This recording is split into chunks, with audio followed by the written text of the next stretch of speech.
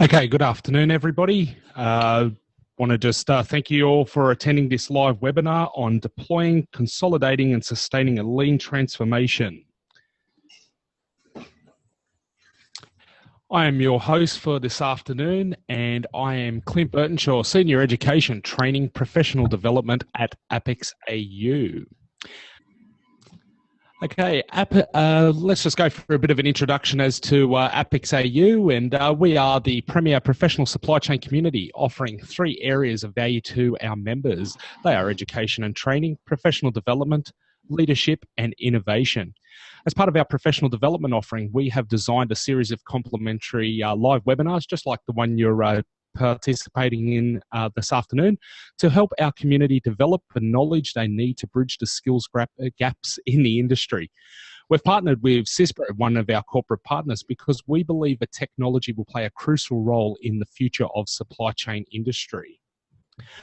We have many special interest groups on offer, and they are available for you to join for free via our website.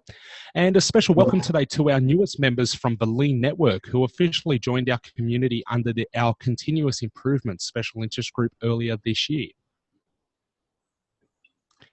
Just before we go further into the webinar, there are a few housekeeping tips worth mentioning. You'll notice that down the bottom of your screen, you have a chat box that's located in the toolbar there. Throughout the session, if you have any questions you'd like to ask, please just pop it into the chat window, and we will actually then collate those later on. Can I get everyone just to pop into their chat box a bit of a hello or a hi, just so that I know that everyone can hear the audio okay?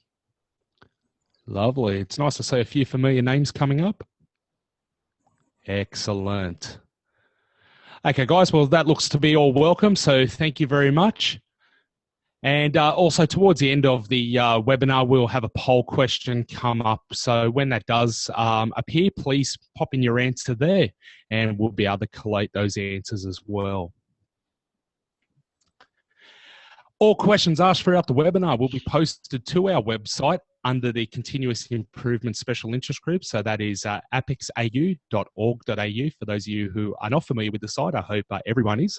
You'll be able to continue the conversation there after today, which is always nice, being able to get some responses back and forward and really get the conversation going.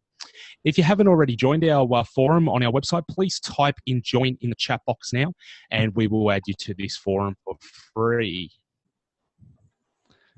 Fantastic. I can see a few people wanting in, so we will get that sorted out for you. Okay, so let's talk about our first guest. We have James Hildebrand. James Hildebrand is a business improvement specialist with 30 years of experience in operations management at Ford Motor Company and George Group Consulting. James is a Lean Six Sigma Master Black Belt, certified by Six Sigma Academy, and a certified Motorola University Black Belt and Green Belt trainer. I'm sure you're all keen to hear what James has to say about becoming an advocate of lean transformation within your business. So without any further ado, James, over to you. Okay, thank you, Clint, and welcome to you all. What I'm going to talk to you today about might seem like a strange topic, seatbelts and lean. But I've often wondered what it would be like to participate in a lean transformation. Few of us and few of those listening probably have actually participated in a transformation going from nothing through to a sustained lean culture in your company. I certainly haven't. I've been at the start of a transformation. I've been at the middle, but I haven't seen what it's taken to go from nothing through to a lean culture. So this talk that I'm going to give you is focusing on a lean transformation, but it's equally applicable to any change that you may want to introduce into your company, which is deep and enduring and meaningful. So although I talk about lean transformation, you can think about it as any deep change journey. Now, because I haven't been involved in a complete lean transformation, because basically it takes so long, I've often thought about trying to think of another change journey that I have actually participated in and understood what it's taken to get to the future state. And I love analogies when I'm trying to explain complex topics. So in wondering about change and what it takes to change, I've thought about the change that occurred in the wearing of seatbelts. So let's just paint a scenario back in the 1960s when I was growing up as a boy. Cars did not have seatbelts. I can remember travelling along the two-lane Melbourne to Geelong highway with my dad, jumping around in the back seat of his HD Holden while he hung onto the steering wheel with one hand and one arm over the bench seat, tootling along at 70 miles an hour.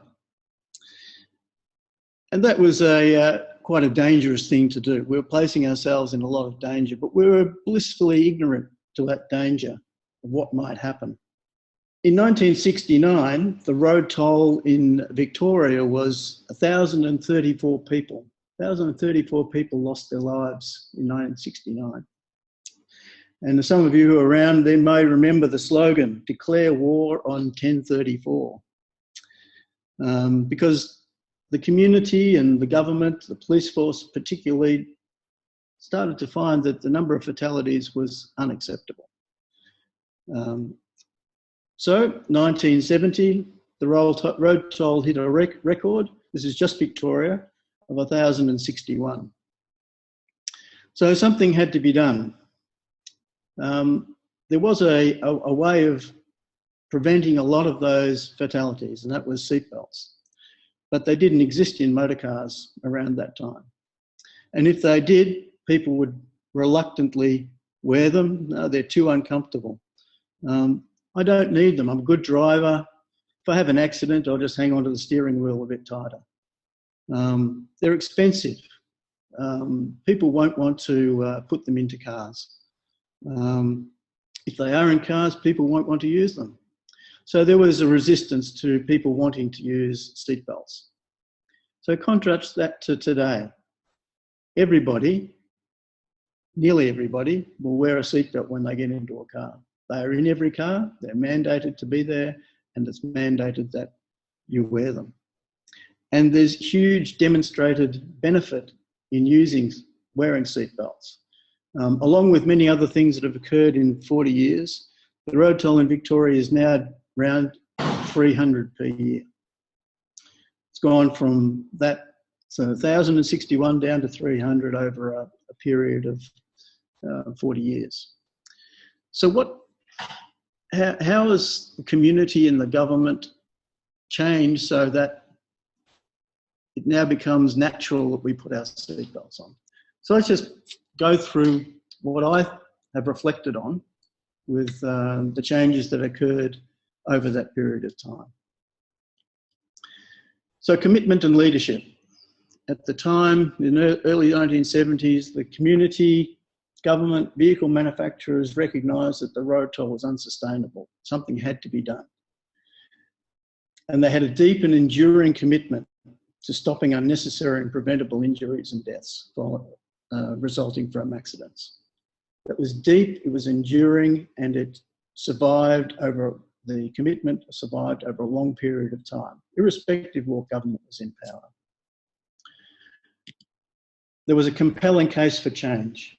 The number of fatalities and the effect that had on families and society and the costs involved were clear and demonstrated, and the risks of not wearing seatbelts, such as unexpected death, was a very compelling case for change.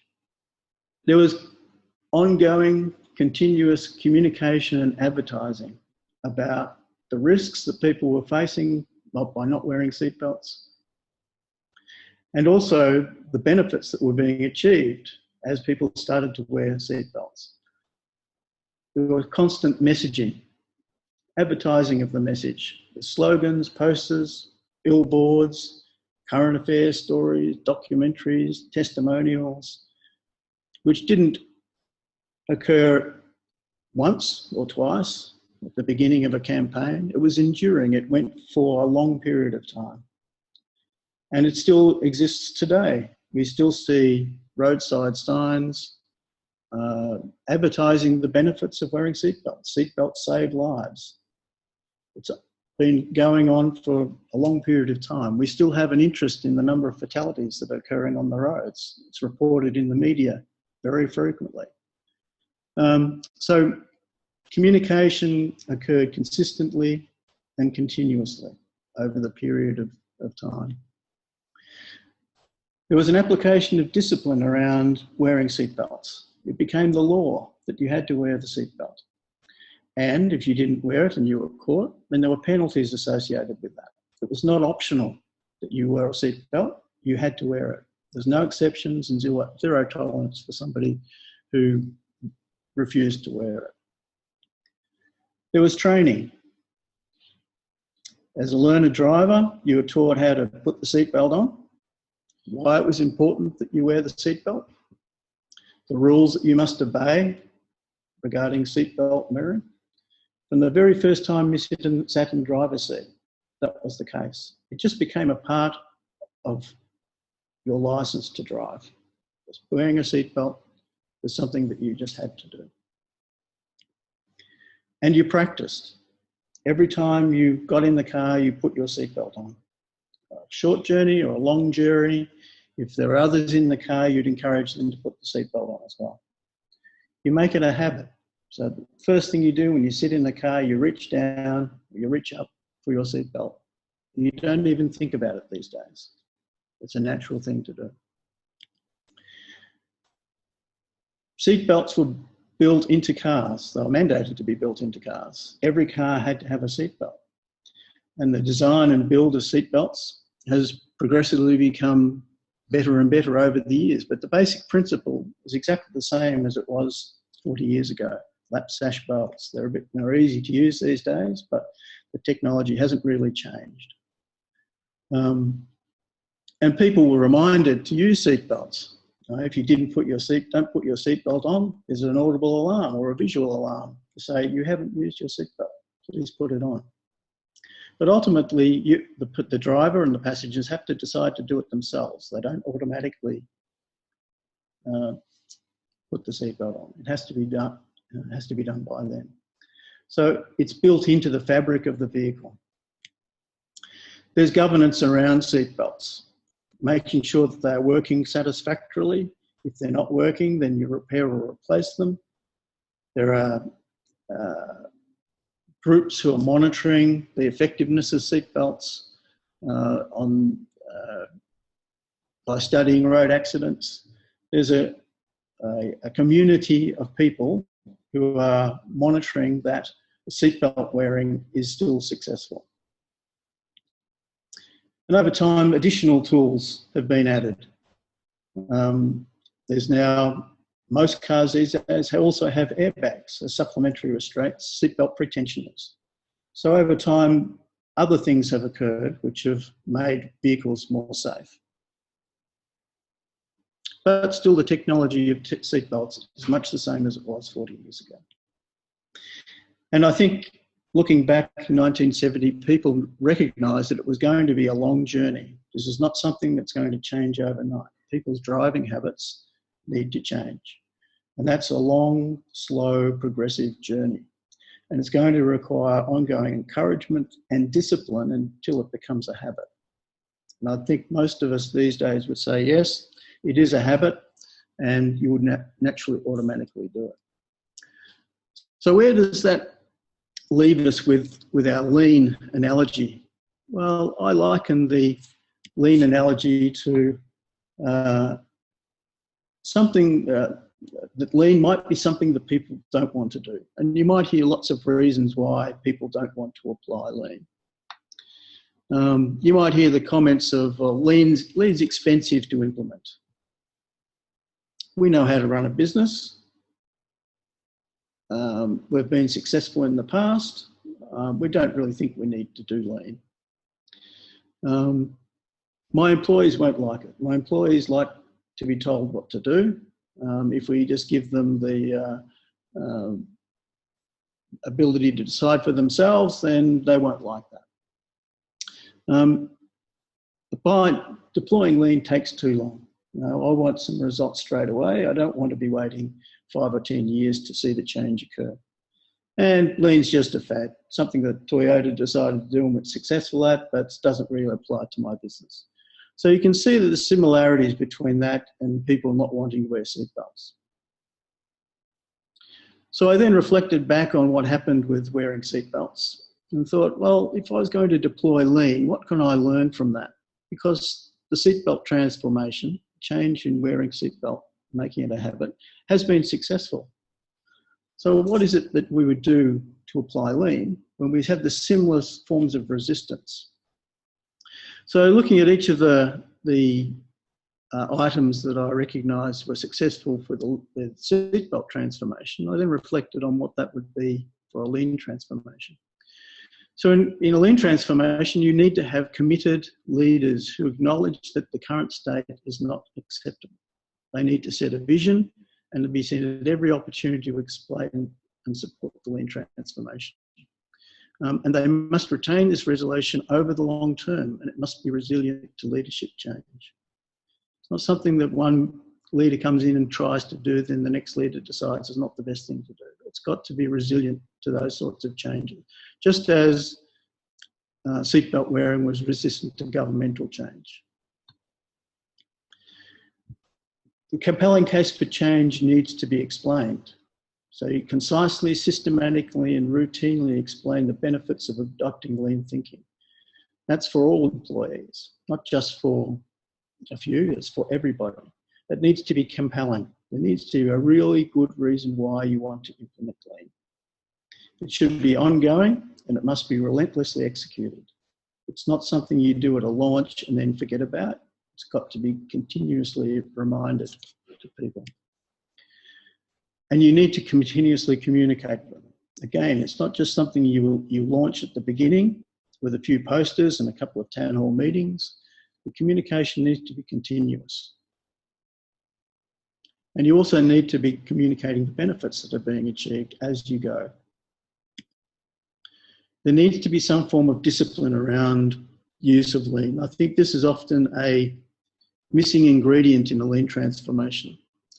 Now, I don't think the analogy holds true exactly here. I don't think we can fine people for not applying lean, but there needs to be some form of discipline injected into the process where there is consequences for people not applying lean thinking. And you may want to manage this through objective settings, performance management, objectives review process. And as one manager once told me, if you won't manage in the way that I want you to manage, then I'll manage you out of the business. That's a fairly severe form of discipline. Training. We need to be trained about lean, about what the tools are, what the principles are, how they are applied, why they are good to apply. And that capability needs to be built from the front line through to the CEO. And it needs to be part of new employee induction at all levels. It's not something you do for a few people, it's something you do for everybody. And it's, again, continuous, ongoing, and routine. You need to practice it and make sure that people are using it.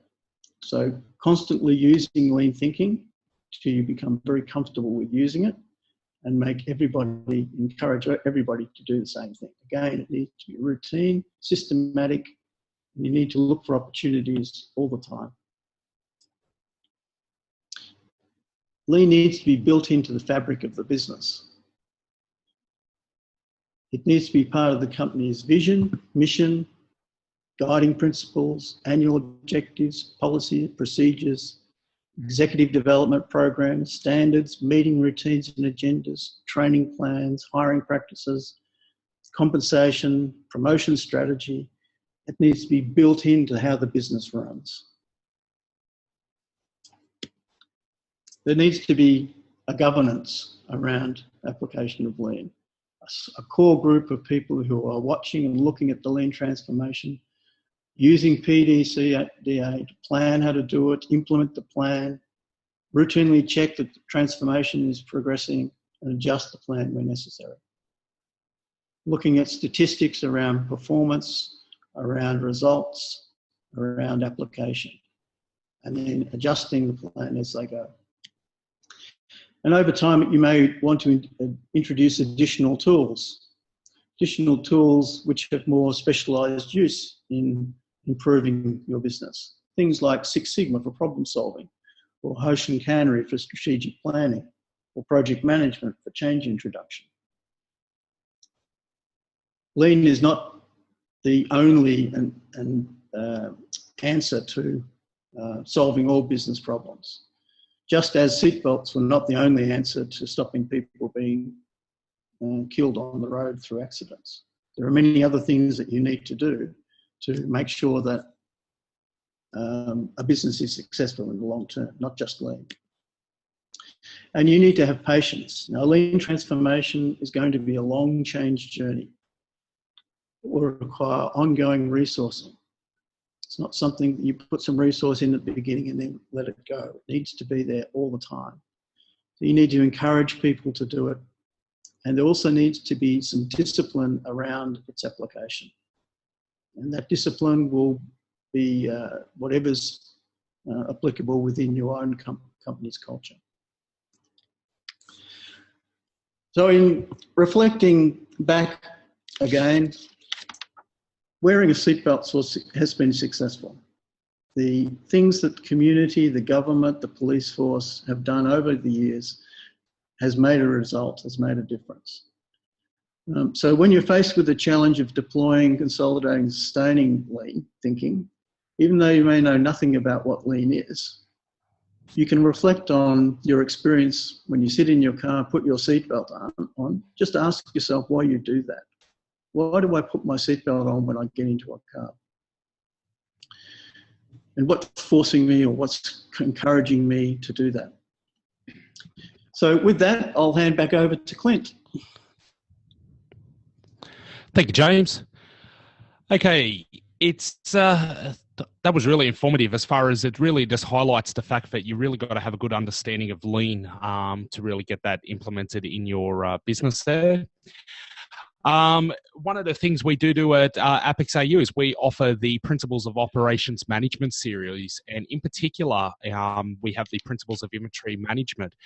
This is an ideal training solution to bring your organisation up to speed with the principles of lean, drawing from a worldwide best practice body of knowledge. We currently have a one-day in-house training session with a qualified apicsAU facilitator who is also APICS certified, and your operations team will be able to do things like, well, you can see the 10 training outcomes up there. I won't go through them one by one because I know you guys can read. But more importantly, if you are keen to find out more about that, in the chat box again, if you'd like some more details, please type info in there and we can collate those and send some details out to you. Most importantly, though, is that you can get more details on lean and how to get that implemented there whilst adhering to the APICS body of knowledge, which is becoming a global standard. Actually, it already is a global standard. Okay, so at this point, I'd like to introduce our next presenter, which is Andrew Farah of S+Op Software. Andrew has always been in sales, selling the best ERP solutions to customers for many years now. Passionate about service delivery and finding the very best outcome every time is what makes Andrew recommend S+Op Software to manufacturing and distribution companies. Andrew will present on how you can reduce departmental functional silos and focus on sales and operational efficiency with demand, reliability, and forecasting. Over to you, Andrew. Thank you very much, Clint.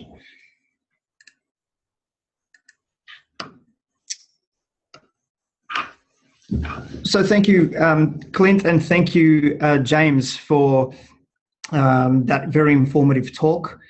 You are in luck today. This is a webinar. They tell me I do have a head for radio, so you all dodged the bullet today. So today, essentially, I'm here to talk about creating a roadmap for success. Now, it sounds easy enough, doesn't it? You see what you'd like to achieve, make a plan, go out and do it. But what if you're not the only one involved? Or what if things don't go to plan? Or what if not everything is in your control? What happens then? So that's okay. If things don't go to plan or they go wrong, you make a new plan, I suppose. But there's a problem with that. You generally only see the results of what you're doing now sometime in the future, which means you kind of have to be able to predict the future to effectively plan for it and stay ahead of the game. Quite the skill if you have it. For most of us who don't own a crystal ball, can be quite difficult. And if we don't have any friends we can borrow one from, we may need a little help on this. So just having a look at what sales and operations planning is. How can this be achieved without the assistance of a crystal ball? And this is where data comes in. The right data at the right time and utilizing the correct systems and appropriate planning will keep you on the right path. So sales and operations planning, with sales and operations planning, you can effectively anticipate what is coming and act accordingly. So what is it exactly and how does it work? S+Op is an integrated business management process that allows an executive or management team to continually align and synchronize all facets of the business to one common goal. This includes the all-important ability to forecast. If you can forecast accurately, you can essentially see into the future. Quite the skill. Now, with more and more organizations taking on a greater amount of the supply chain, or conversely outsourcing various parts of it to suppliers, vendors, they are increasingly having a more difficult time synchronizing and reacting operationally to demand and supply. They are essentially losing control of the process and the business. The business begins to drive them rather than they drive the business. S+Op is designed to allow an organization to match its supply to its demand without alienating any parts of sales, finance, marketing, operations, or any other department in order to create a common goal or blueprint to operate from. So an up-to-date S+Op allows for accurate creation of sales plans, production plans, inventory plans, customer lead times, new product development plans, strategic plans, and of course, financial plans. So just a few undesirable examples of a result of no or poor S+Op planning. An outdated or obsolete planning process that is slow to respond to demand volatility. This means the organization can only react weeks or even months after the event rather than before or during, which is often too late and before having an effect becomes obsolete. Poor planning gives you an inability to accurately estimate delivery dates based on fulfillment planning lead times. Poor visibility across the supply chain, including the inability to react promptly to supply chain events. When there is a change to supply chain, the effects are felt instantly. Your ability to plan or react in a similar time frame could be the difference between business as usual and chaos. However, as the saying goes, you don't know what you don't know. So finally, a lack of flexibility when the time comes to respond to these critical changes makes you a passenger along for the ride rather than the driver. I know I'd rather be behind the wheel heading into the curve up ahead. Getting this right leads to some really improved customer satisfaction, repeat business, and ultimately an increase in your bottom line. So what should a typical S+Op meeting be? What needs to be in these meetings? Who should be involved and what's involved? To effectively cover S+Op, you need to look at these 7 areas. Each of these areas has a number of subcategories that can be tailored to your business. So let's go through them. The first area is historical performance and analysis of that. So how did you do last week, last month, and a year to date? Looking at financials and KPIs, forecasting accuracy and product at a product family level, looking at the forecast bias at a product family level, operations, cost to serve at a customer account level, and historical wastage and returns. They all need to form part of that historical performance analysis.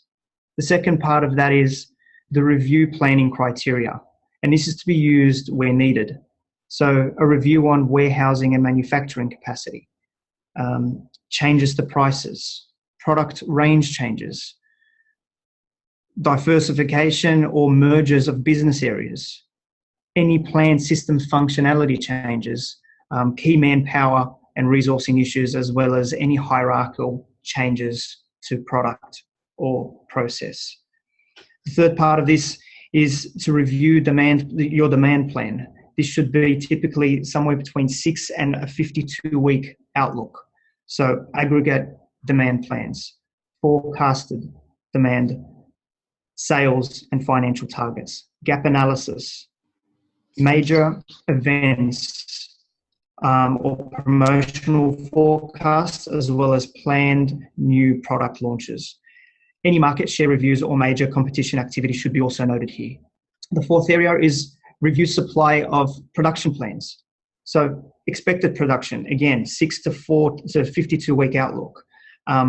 Alternate any sourcing options, or alternate sourcing options rather, and production prioritization.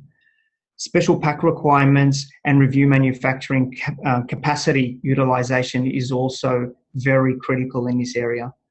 The fifth area and the fifth point here is to review inventory and customer service.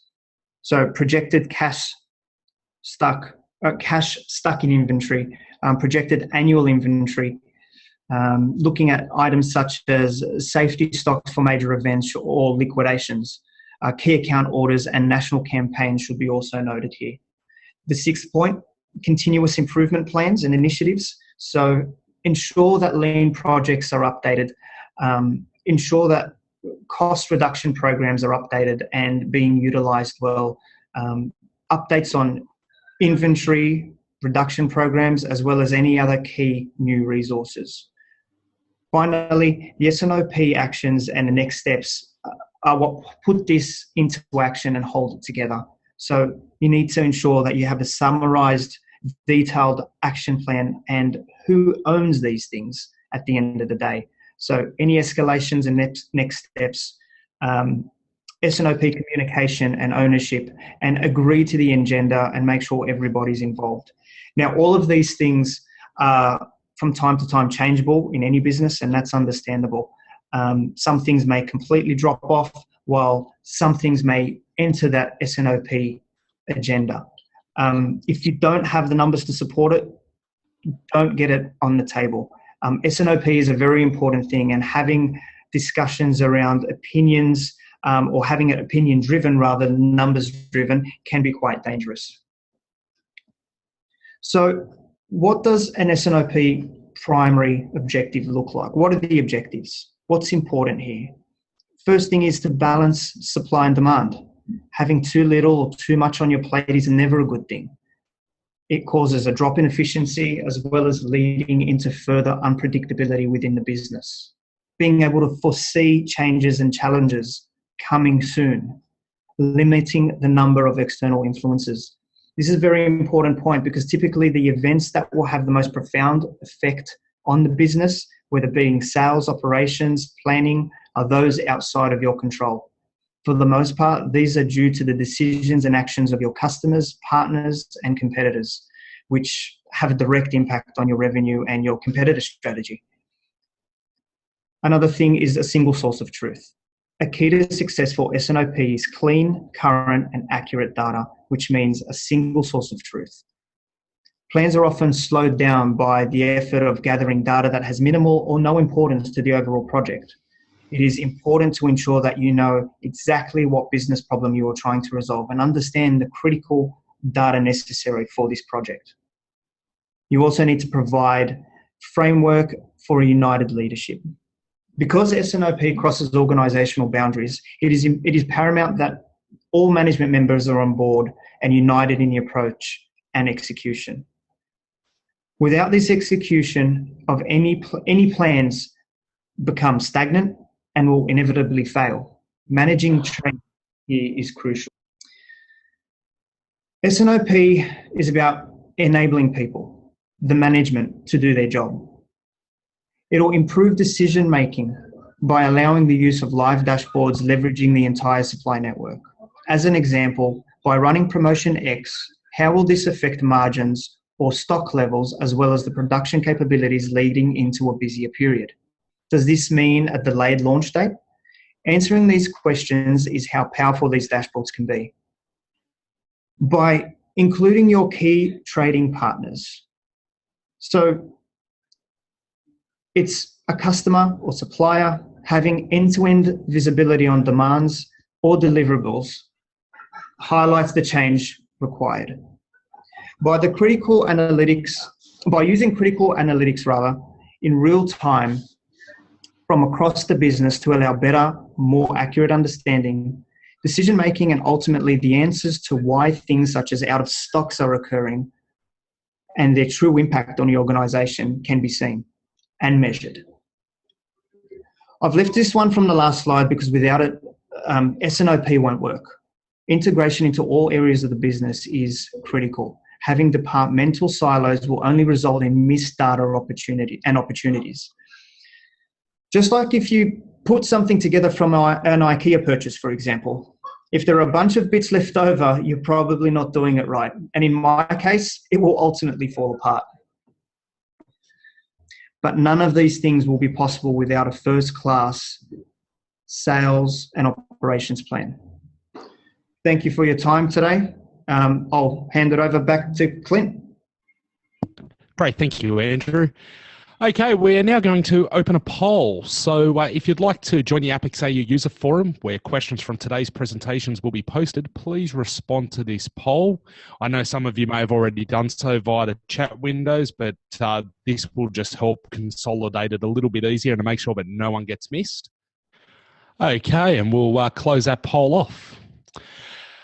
Okay, so we hope you've enjoyed our live webinar today. I think it's been quite informative. I know I've enjoyed listening to both Andrew and to James. Pardon me, got a frog in my throat. I was so excited. We'd like to take this opportunity to also encourage you to seek out the very best supply chain education and training available so that you will achieve professional growth and continue to make a positive contribution to our industry. There will be an information pack provided via email, which will include further information about APIC's Principles of Operations Management series and free tools and guides for you to review and use.